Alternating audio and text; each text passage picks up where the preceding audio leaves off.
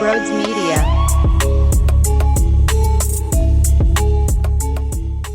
Dave Dombrowski is a beautiful man, and so are you. If you're new to the channel, make sure you hit the subscribe button, hit the thumbs up button as well. And by the way, you can take me on the road with you.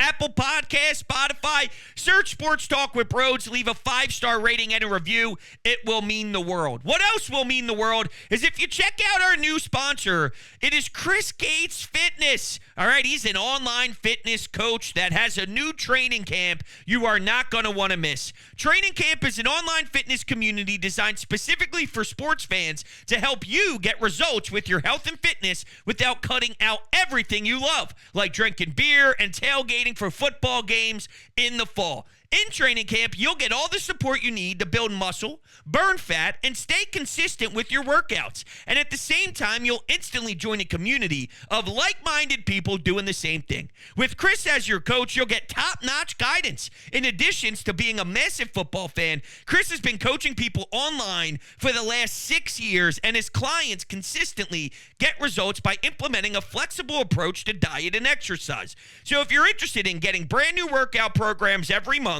so you can achieve your health and fitness goals, fitness challenges every month to help push you to develop healthy habits, and opportunities to win cool prizes, visit chrisgatesfitness.com/training camp. The link is down below in the description to learn more and sign up today. You can use code BROADS and you get your first month for only $10.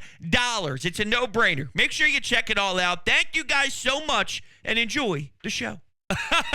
Oh, you never know with this job when something's gonna break, all right? Because this morning I recorded my Flyers Travis Konechny show, and I went upstairs and said, babe, I'm done. Friday, we're finished early. I don't have anything else to do until 10 o'clock tonight when I have a shift over at WIP. I'm good to go. I'm all you... I gotta go back downstairs. Dave Dombrowski isn't sleeping. He's making moves. And I like the move that he made.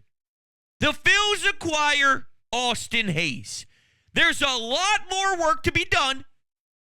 I need more. Okay? But this is still a nice, solid move. Now let's talk about what went out. Who are we shipping to Baltimore of all teams? Cristian Pache is a nobody. That's an irrelevant detail in this swap. Seranthony Dominguez, he's had some really awesome times here. It's a shame that slider isn't cooking this season because his right-handed ability out of your pen, if performing well, is a nasty weapon and something that they could use. The problem is, unfortunately, he's been a mess and unreliable.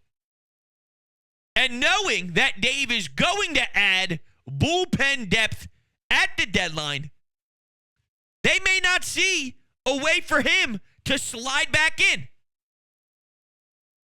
Jeff Hoffman, Matt Strom, whoever they get at the deadline, there's 1, 2, 3 ahead of Seranthony. They most likely have Jose Alvarado ahead of Seranthony. Now we get to the weirdness, though.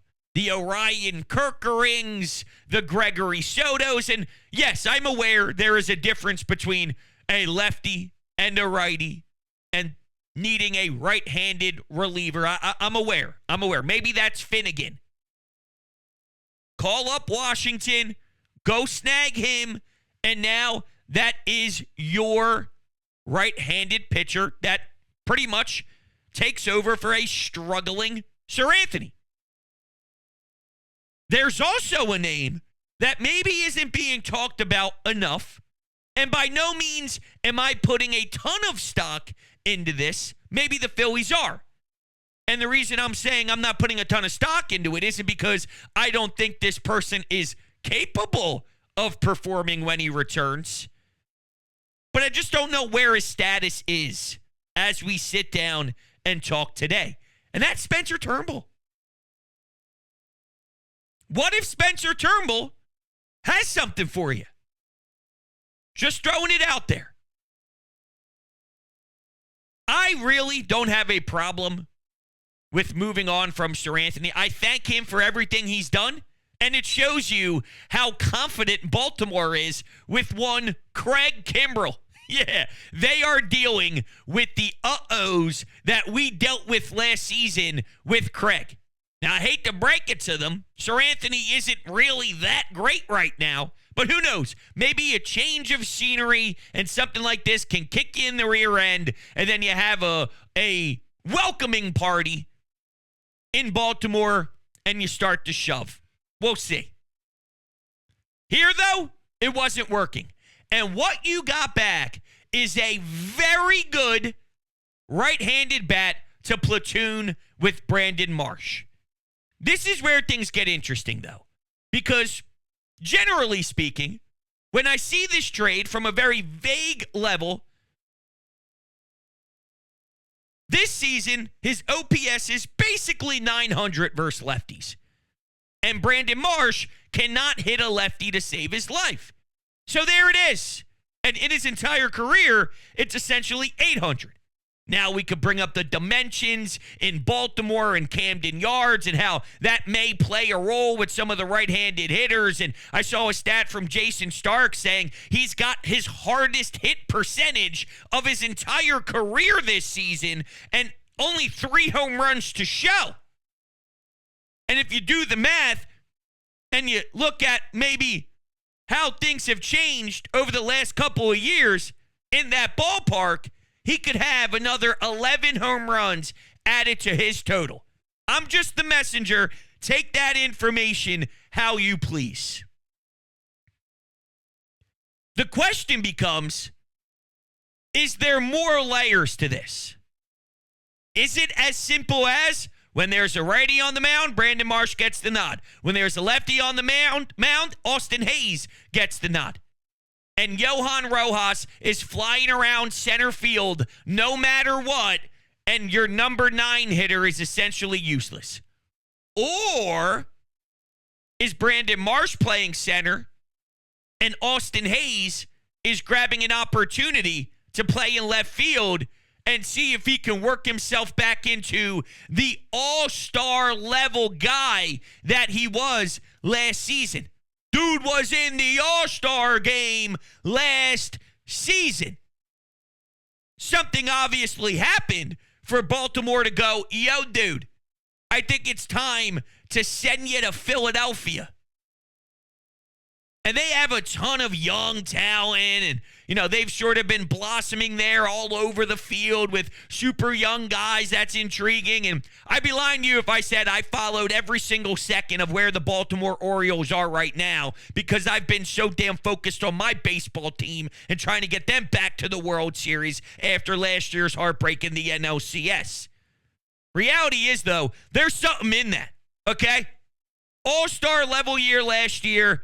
Comes here. His OPS is very solid against left-handed pitching. And I also saw that since June or so, I'll get you the exact numbers, he's been hitting over 300. So he's actually been doing better. Okay, since June, he's hitting 329 with a 952 OPS. So in about a 2-month span, that's what he's been able to produce. I'm wondering, though, since you didn't put any assets prospect-wise in the deal, is that splashy center fielder still in play? Is Luis Robert still something that could potentially happen, knowing that, well, Randy Arozarena and that's off the board? I'm just, in general, just another outfield name I'm saying. Do they now look at it and go, well, what can we do now that we got that outfielder? So we have our platoon set, but center field is still an issue offensively. What we can potentially have happen is make Rojas our defensive replacement. He's not every day getting 3 at-bats, and then we have to pinch hit for him in his last at-bat. No. What he is defensive replacement, or if we need a pinch runner on second base when you're down a run, trying to tie the game up, using his speed. Is there something to that? And still looking at Aiden Miller, Justin Crawford to make a louder noise at the deadline. Because this is just a nice, savvy move. That's what this is. This is a creative, unique, out-of-nowhere move. And I think it upgrades your team. It gets you the right-handed platoon bat that you were looking for in the outfield with some pretty damn high upside. It can't be all, though. And I don't expect it to be all. I would like it to be more than just Austin Hayes and Finnegan. If you walk away from the deadline on Tuesday, if we are wrapped up and finished, and all Dave Dombrowski has to show for himself is Austin Hayes and Finnegan, that's an extremely disappointing deadline. I think everything we talked about prior to this trade should all still be on the table. This is almost swapping a Seranthony Dominguez for a hole that you were looking for, because Seranthony Dominguez probably wasn't going to be somebody that you relied on late anyway, because as I alluded to, you run through some of your bullpen options. If you have 4 or 5 guys on the list before Seranthony, he may just not even be used. So if he's not even going to be used, and you can pick up something that can fill a hole that you were looking at for the deadline anyway, we can cross that off the list and still have all of our prospects to pounce for what we still need to do, which is make a loud noise. I forget if I said this here or if I said this on the radio, so I'm going to say it again. What I want around league circles is when Dave Dombrowski, I might even said this on Coffee with Bros, and by the way, you can join the YouTube memberships here for $4.99 a month. All the information is down below in the description. You also get access to our Discord channel, which is a 24/7 chat room, essentially, with all the members. That's in the description as well. And then bada bing, bada boom, you could be on and in our live streams twice a week here on YouTube, Coffee with Bros. But I think that's where I might have said this. I want everybody to get the breaking news sounder on their iPhone. Whether you're the Atlanta Braves and you're sitting around in your office with your feet up wondering how the hell the New York Mets somehow jumped us, and here we go. No matter if you're Gabe Kapler doing his dumbass TikTok, stupid thirst traps nonsense. Breaking news, Jeff Passan. The Philadelphia Phillies acquired X, Y, and Z. Holy shit. How are we going to keep up pace with that team? That's what I want the reaction to be. That's not what the reaction was for this particular move, and that's fine. It shouldn't be. But when they look at the total package on Tuesday and on Wednesday, when everybody's assessing how the teams who were buying did, I want it to be the Phils and then everybody else underneath of them. And there's still plenty of opportunities to do so. So here you go, Dave. I think this move, if you're going to give it some sort of letter grade, I'd go with a B. I think this is a good move. It's a B. Just in its own right. And it's a fine start. Big time emphasis on start. Still a lot of ways to go in my eyes. Now, let's take a listen. MLB Network was obviously airing programming while the news broke. This is MLB Now reacting to the Orioles-Phillies trade Take a listen. Okay, what do you make of that? I think the Phillies really needed an outfielder who can hit a bit and can field a bit.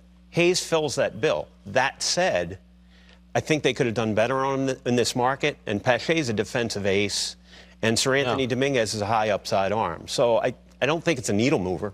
Okay. It's not a needle mover, but the Phillies bullpen has been bad, right? The last month, ERA close to 7. Seranthony Dominguez is one of those guys that you think he could be much more. I think Baltimore must think he could be much more, and they need some at the back end. He was the guy. He was, a few years ago when the rest of the bullpen was faltering. Now they're obviously on the way up and much better than they used to be. But again, a little breaking news, Phillies and Orioles with a trade. We'll get to the James Paxton thing as well. So this is what I don't like from that, by the way. Oh, yeah, Cristian Pache, some defensive ace. Dude stinks. Stinks. So they are making it seem like the Phillies just did whatever. It's not whatever. It's a solid move. You're downplaying Austin Hayes. You're not going to bring up the fact that this dude can smash lefties as a right-handed bat, and that's something this team needs? Yeah, you know what? I think Seranthony potentially can work himself out of this funk. I don't think it's impossible by any means. I don't think he's as tragic as he is. Quite frankly, I'm surprised that we are in a position now. If you told me before the season began that Seranthony Dominguez would suck so badly that at the end of July, Dave Dombrowski would be moving him for someone who could potentially play half the time, depending on who the other starter is, I'd be shocked. I'd be shocked. So that means he's not this garbage. And if you have that take as a national MLB Now reaction, fine. But give us a little more about Austin Hayes. Cristian Pache, a defensive ace. I mean, Austin Hayes was an all-star. Cristian Pache was on the Braves. They gave up on him. Oakland, they gave up on him. Phillies, they gave up on him. And now in Baltimore, and I hate to break it to you, Cristian Pache wasn't the reason why this deal got done. They're looking for Seranthony. This was almost the Phil saying, take this dude. Get him out of here. So I wasn't a big fan of that reaction. That's just my 2 cents on it. I'm starting to get excited, though, because I am intrigued by what's next. And now I'm starting to see all sorts of graphics. Booney, who used to, well, he still does, but I used to work with him back when he still is doing that. But back when I was over at the Fanatic and NBC Sports Philadelphia, he did a lot of the producing behind the scenes on the TV side of the best show ever. And he just put out a graphic of MLB and some of the spreads, the spray chart and the spreads of Austin Hayes and some of his hits in Baltimore compared to what potentially could be done here in CBP. And sure, look, I'm understanding that we're looking for reasons to be optimistic. I don't think, though, that it's too far of a reach to realize that right-handed hitters in Camden Yards, something different was happening there prior to the change. And since they made that change, it's been a little different. So him coming to this ballpark, if you look at the spray chart, you can see potentially some more damage being done.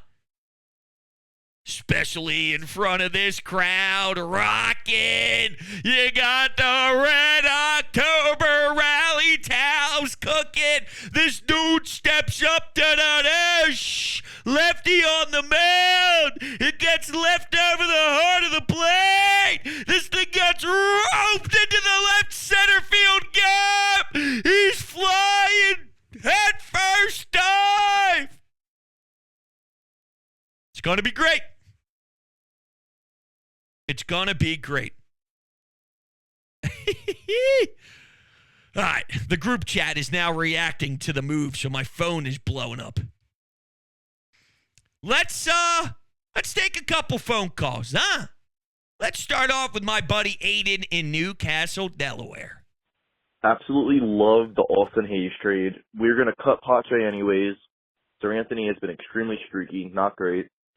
Also opens the door for us to get multiple relievers and or probably at least Kyle Finnegan. Also kept all of our prospects. So if Dave really wants to go all in and wants to pay for Crochet, he could still get a Crochet, Robert package to shore up the rotation and center field. Even if they don't get Tanner Scott, if we could get Kyle Finnegan, Hayes, Crochet, and Robert, I would consider that an extremely successful trade deadline. And yeah, I'm excited to see what happens next. I have a feeling good things are going to happen. Some people are mad, but Austin Hayes is a high, hard hit ball percentage. Baltimore's left field is so deep. He's going to hit a lot more home runs than Philly. I think it's a great pickup. Didn't give much for him. Good job, Dave. Yeah, I like it too. Are people mad? I don't know. I mean, look, social media is social media, and you're always going to find people that are unhappy no matter what you're talking about. You could say the sky is blue, and you'd have 5,000 comments saying, yeah, but you're a fucking idiot because it's yellow. You know what I mean? It's like, dude, get out of my face. I don't know, okay. It depends on why they're mad. Are they mad because they feel so confidently in Seranthony? Is it because they don't see what the platoon could set up to be? Or is it because they want more? Because I can understand wanting more. Now, you can't be angry about it because the deadline's not over. If Dave Dombrowski sat on his hands, all right, he should be fired. He's not going to be sitting on his hands. I'd be stunned. Now, I mentioned it earlier as a possibility because, sure, it is technically possible, but I'll be angry if that happens. I'm not projecting that that's what Dave's going to do, considering, dude, Dave is one of the best presidents. And this type of move shows you why. This is savvy. And more is to come. So if you're angry because you go, that's it, well, it's not that's it. I promise you it's not that's it. I got to imagine there's a ton more coming our way. It's just a taste. It's a start. And it's a creatively good start. I like this compared to some of the other options. Now, I would prefer Brent Rooker, okay? But I don't know if they wanted to slot him out there in left field. I don't know. That scared them and didn't want to relive the Kyle Schwarber in left field days, although Kyle Schwarber in left field got you to the World Series. So I would have been totally cool with that. If you're mad because you value Seranthony that high, have you been paying attention to Seranthony Dominguez? And once Dave, I mentioned just getting Finnegan. If you get two bullpen arms, then Seranthony was never going to be used. Not if he didn't pick it up from where he was. And he's been somewhat of an atrocious piece for you this year. Cool story. Always was a big fan. But you got to capitalize on the right now. So let's run through it again. If you do happen to get two pieces at the deadline for your pen, Hoffman, Strom, two pieces, Alvarado, and even Spencer Turnbull. Does Seranthony fit? No. So then go get somebody who would. And here's someone who's smacking around since June, almost a 1 OPS. I really like it. I really, really like it. Back to the phones. Terrible. Terrible, terrible, terrible trade. I mean, really. Cristian Pache was nothing special. I'll give you that. I mean, he really wasn't. I mean, he was a good project that we were working on. And honestly, on a bad team, he's probably a starting, outfielder. But you don't give up Seranthony Dominguez for this guy. I mean, I don't give a fuck if he was an all-star. I don't. Not even not at all. Because what is our issue right now? Bullpen. Yes, Seranthony has bad games, but you know what? Every single person on this damn roster is having bad games. So let's just make it thinner. You better go get Mason Miller. You better go get somebody. A couple pieces. Because if you really are feeling that low about our bullpen, then you need to do something or it'll be another NLCS disaster. Well, he is. He is going to get more bullpen help. Now, Mason Miller apparently he's got the fracture in his pinky and this, that. I don't think Mason Miller's is happening. I don't think that move is going down. So it ain't going to be Mason Miller. This is what I was just talking about. Yes, the bullpen is a problem. Seranthony was a part of that problem. So removing someone who stinks and then eventually going to pick up someone who doesn't stink is why you do this. You're mad that the bullpen stinks. Seranthony's a part of the bullpen. And I'm bringing up names for you outside of Alvarado that haven't stunk. Hoffman doesn't stink. Strom doesn't stink. The arm you bring in, obviously, would not stink. And if it's two arms, then those two, you're not going to acquire guys who stink.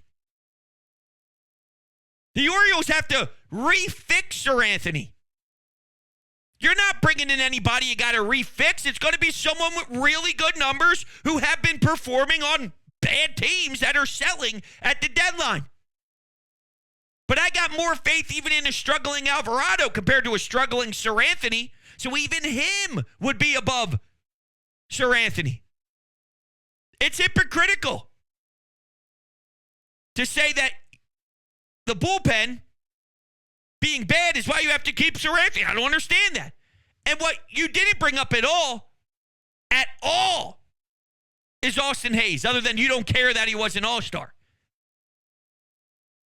Do you care about his 900 OPS against lefties? Do you care that Brandon Marsh is pretty much a sieve in the lineup against lefties and can't play? Which is a shame, because I thought eventually maybe he could be an everyday center fielder for you. But whatever. Let's say he isn't. And he's just a platoon bat. If we have Brandon Marsh, who can rake versus righties, and then Austin Hayes, who can rake versus lefties, and now you solidify a huge part of your outfield, which the outfield offense has been a hole for you. So now you're improving a hole and really improving a bullpen hole by swapping Seranthony with someone you're going to get at the deadline. So that's two holes that are now being filled. With more moves that need to be made even after that, but it's a work in progress. You can't snap your fingers and have it done immediately. I will not see a downward or a down thought, a negative thought. I won't have one in regards to Austin Hayes for Seranthony. That's a creative move. The only issue I'll have is if they think it's good enough. But those are two different concepts here. All right, let's take Amadeo's call. Dave Dombrowski's starting to cook, Hunter. Oh boy, this is a great time of the year right now, and hopefully this can spark the Phillies, which I do think it will.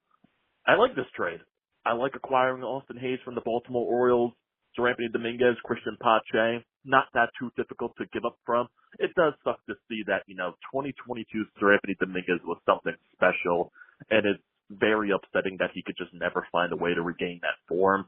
Cristian Pache was expendable piece, he was either going to be DFA'd or something like that, so you acquire him and you force him in a trade. So, hey, Austin Hayes sounds like he could be a really good platoon option for Brandon Marsh. This year, he's batting really good against lefties, above, 350 average, a near 800 OBS. So, really good stuff there. And honestly, I think the power numbers could improve this year because playing in Baltimore, that left field is a death trap with how deep it is. I think the home run numbers, I think the power numbers improve mightily playing in a very hitter-friendly park in Citizens Bank. Now, obviously, Dave Dombrowski clearly isn't done. He freed up a bullpen spot, which I do think he's going to be acquiring maybe one or two bullpen arms.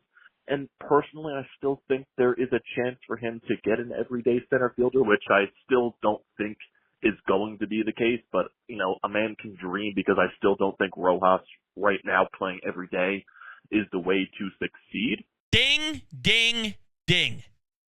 That's the big X factor. That right there is what will separate the deadline from what I want and what I don't want.